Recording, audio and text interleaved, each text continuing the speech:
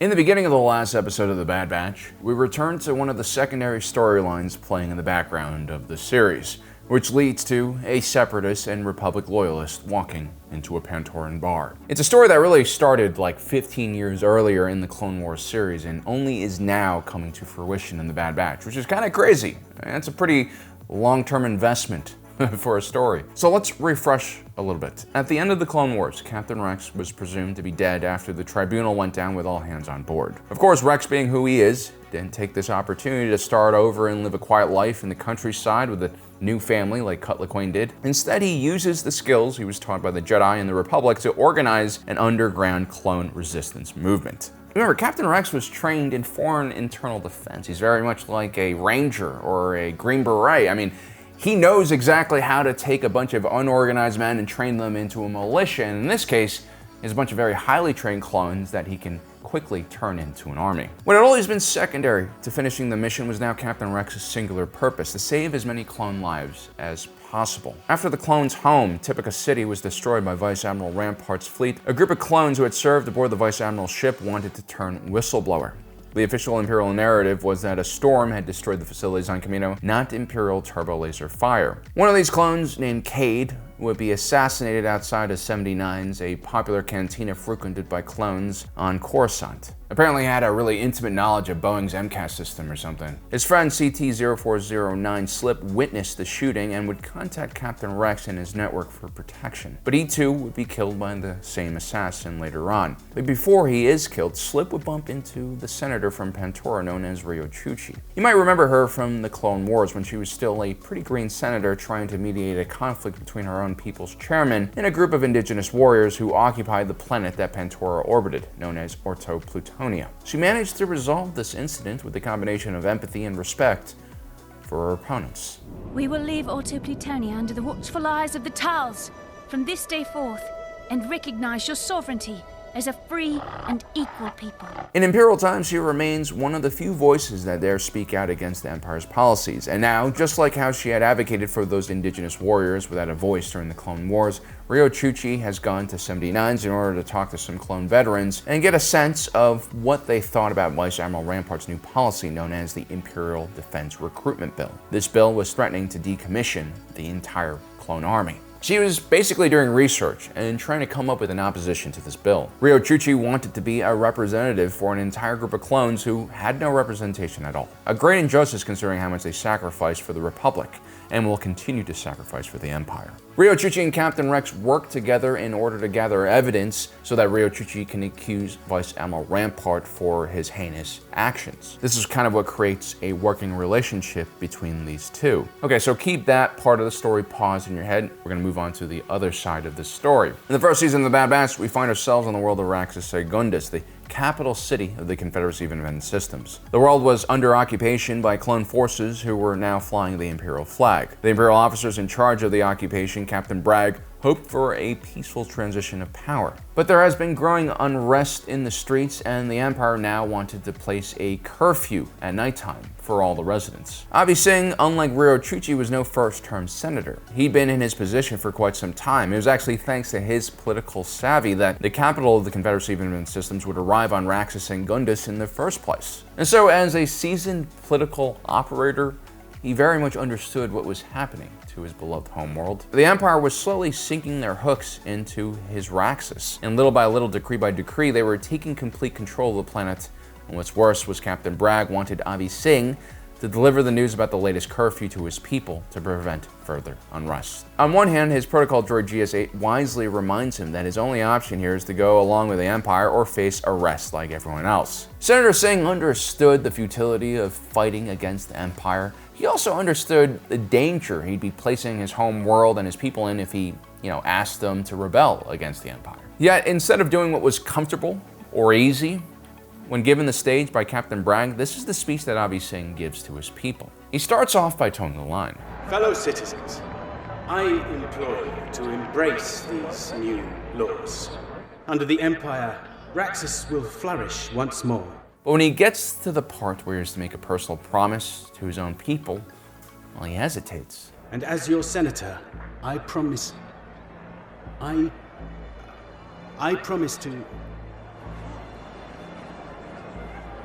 No. This is wrong. A revelation is made, and a line is drawn in the sand. It is my duty to act in your best interest, and it is why I can no longer condone this unjust occupation.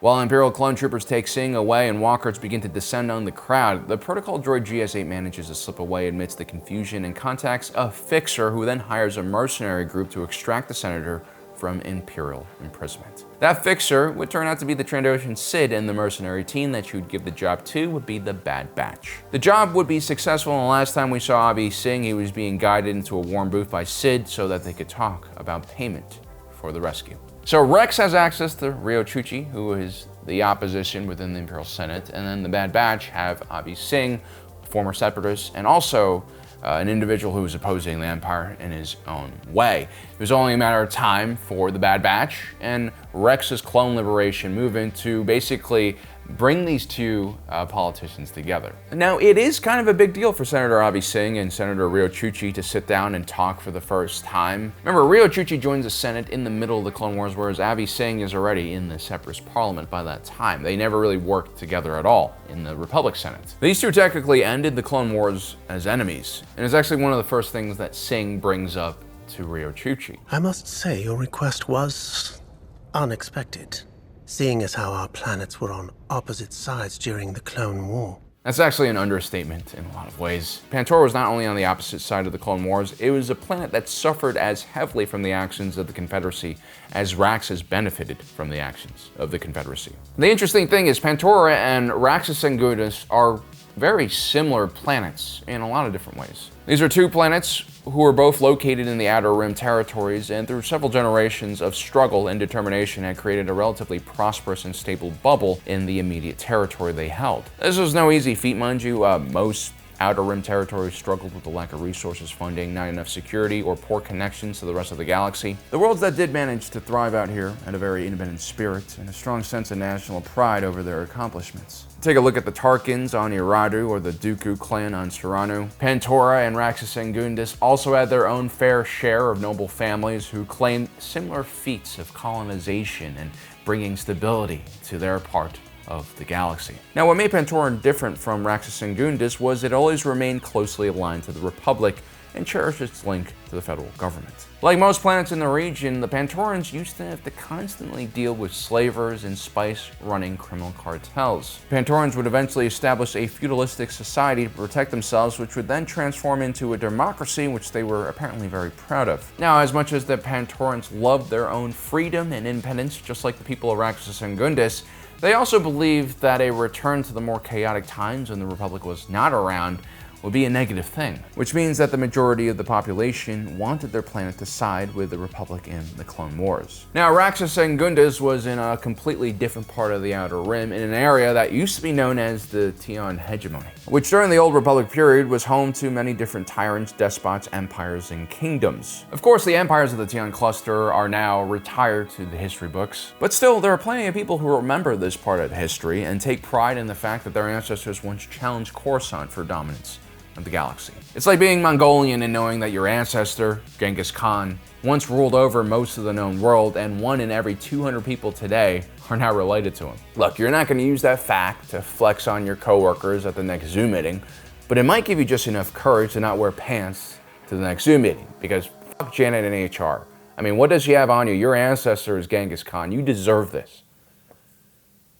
How do I segue back to the rest of the video? Some historians even argue that Count Dooku's separatist movement was the spiritual successor of the Tion hegemony. After all, it was on Raxus that Count Dooku would give his most famous address, the Raxus Address. Of course, aside from its history, Raxus wasn't all that different from Pantora. It was a prosperous world from the Outer Rim, but like Pantora, it really needed capital investment for the core regions and more settlers. As a matter of fact, before the Clone Wars even started, the senator of Raxus, an individual named Larrick, was accused of corruption. He had been using his position to get kickbacks from off-world companies who wanted to industrialize the planet's many open areas and exploit its natural resources. And remember that story we talked about before where the chairman of Pantora was fighting against the indigenous indigenous Tals warriors on Orto Plutonia? Well, the chairman of Plutonia wanted to open up the planet for resource extractions, and the Tals were standing in the way. The chairman would die on Orto Plutonia with a Tal spear in his back, but his dream of exploiting Pantora's planet did not die with him. During the Imperial era, there were many Pantorans who believed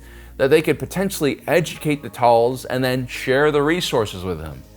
I'm sure that will work out fine. You see, most outer rim planets face what we here on Earth like to call the Dutch disease, a term that describes the causal relationship between an increase in economic development in a specific area, usually natural resource extraction, and a decline in other sectors like manufacturing or retail sales, which are more important for the domestic economy. This usually happens to a nation that finds really valuable resources, but is either too small or lacks the technology to really exploit or use these resources efficiently themselves, and so they call for outside help. Having your resources exploited by a foreign entity is never a good thing, but the real problems arise, surprisingly, when a huge influx of cash enters your economy. This can lead to corruption, a decline in many other industries that are not related to that industry, and all sorts of other imbalances. It's the same reason why you don't give someone who is extremely malnourished a hamburger or any type of rich meal. Their body is just not ready or used to consuming this type of fuel,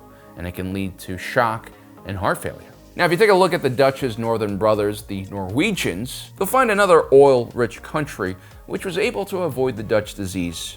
By doing what? Well, by investing all of the oil revenue they earned into a sovereign wealth fund. Instead of just releasing massive amounts of money into the economy, that's kind of like what Hugo Chavez did in Venezuela, that leads to short-term economic booms with long-term decay and mismanagement. The Norwegians had a rule that their state could only distribute a maximum of 3% of this wealth fund to the government budget every year. This kind of fiscal development, along with some really smart investments, is why the Norwegian Sovereign Wealth Fund is now worth $1.5 trillion.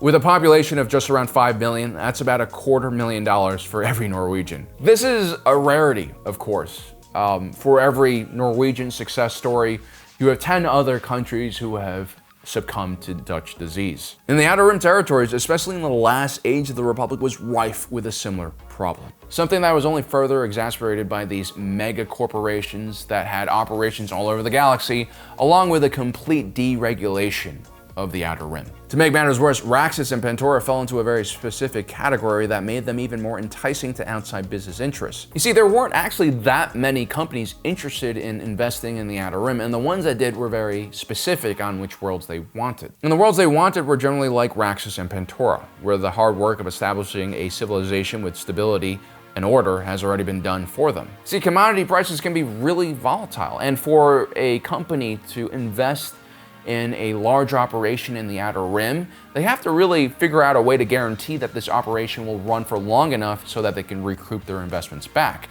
And even though the Outer Rim has really low labor prices, it doesn't matter how cheap those prices are if the entire planet is taken over by bandits, for instance. Now, I never understood why people in the Outer Rim trusted these large corporations. But then again, if you're desperate for development cash, you kind of have to take a chance. And despite seeing what happened on planets like Naboo, where the local government invited the Trade Federation over to help them develop their plasma reserves and then would turn around and blockade them, most elected officials in the Outer Rim still really had just one job, and that was attracting investments to further develop their worlds. And some politicians, they were just more greedy than others, or perhaps less competent. Because really, the people of Pantora and Raxus were very proud of their resiliency, of their independence. It was the political class who wanted even more for their people. More trade connections, more industry, and more wealth and opportunities, as this was their mandate. And in a lot of ways, Raxus and Gundas had the most to gain from the Confederacy of Invented Systems. And that's because it was the new capital of this fledgling government. Raxus would become the trade and political center it once was back in the old Republic era, or so the people there were promised. If the Outer Rim bargained together as a collective, they could challenge the larger galactic corporations. They could even challenge the core regions of the galaxy and get the respect that they deserved. Or so the Separatists told them. I mean, Dooku had every reason to be friendly with the people and government of Raxus because it would become the heart of his movement. But the people of Raxus and Avi Singh had never had to contend with the other side of the Separatist alliance, the side that the Pantorans were confronted with in the first year of the war. When the Pantorans declared their loyalty for the Republic, the Trade Federation, under the command of Newt Gunray, blockaded Pantora in an attempt to pressure them to join the Separatist alliance. The blockade was so terrible that it even started a pro-Separatist movement that was basically fueled by Pantorans who could no longer handle being without food and basic supplies. The Pantorans could have collapsed and given in to the Separatists, but their newly elected Supreme Chairman, Baron Nutalowiski Papanoida, had other ideas. You see, the Baron was a playwright before he built a massive entertainment empire. It was actually rumored that he wrote the story of the Star Wars saga inside of the Star Wars saga. And so let's just say he has kind of a rebel streak to him, and he would refuse to bend to the will of the Trade Federation, even after they kidnapped his daughters. Now, the Pantorans got lucky. The right person was in the right place at the right time, and as a result, the Pantorans never folded. The people of Raxus and Gundis were not. They fell for one of the largest scams the galaxy had ever seen, and their role as the capital of the Separatist movement would haunt them for many generations. Ultimately, the Pantorans and the people of Raxus and Gundis have suffered quite a lot because of the opposite party. But as leaders, Riyo Chuchi and Avi Singh have identified their real enemy finally, the individual who turned their peoples against each other for his own profit, Emperor Palpatine. And so this sight of a Republic loyalist sitting down with the former Separatists is just the beginning of the end of Emperor Palpatine's rule. When you're so deceitful, when you force people to do things against their own will, when you create a galaxy-wide conflict that never needed to be fought, in the long run, Palpatine, the seeds of bullshit that you have planted will grow into large, chaotic vines that will eventually strangle the empire you built upon this massive pile of lies. If the people of Pantora and Raxus and Gundis, two sworn enemies, can find ways to cooperate, your days are done. Then just imagine how many other bereaved people will do the same. Your days are limited. I believe we are now united in wanting the same things.